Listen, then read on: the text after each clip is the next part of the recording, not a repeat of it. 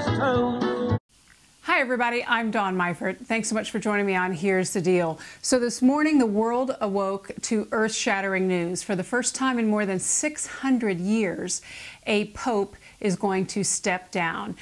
We've all seen the headlines. Pope Benedict is stepping down, citing health concerns.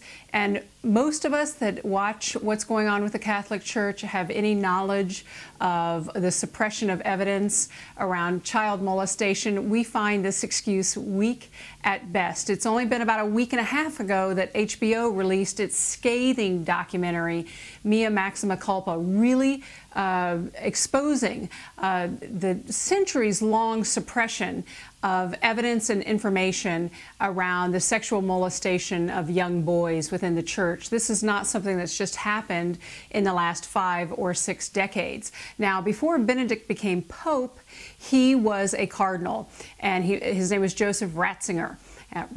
And he was underneath Pope John Paul, if you will remember. And Pope John Paul referred to him as God's Rottweiler because he was tasked with protecting the image of the church.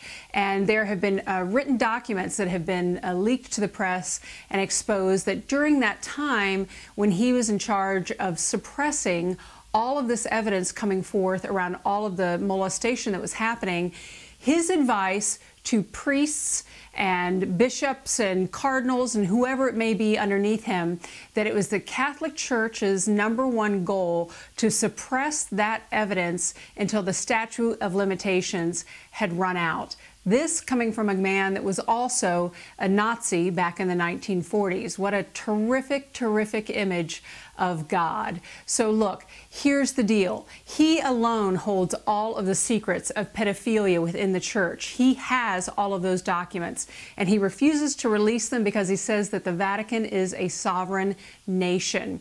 It is a sovereign nation recognized on its own. The interesting thing is that the Bank of Italy just recently pulled all of their ATM machines from the Vatican because they refused to meet the EU's banking standards on anti-money laundering policies. What does that tell you about the church? The ultimate hypocrisy in all of this? It was only last year that Pope Benedict lectured a crowd there in the square at Rome, saying that the problem with the 21st century is that we as people have turned away from our own moral truths.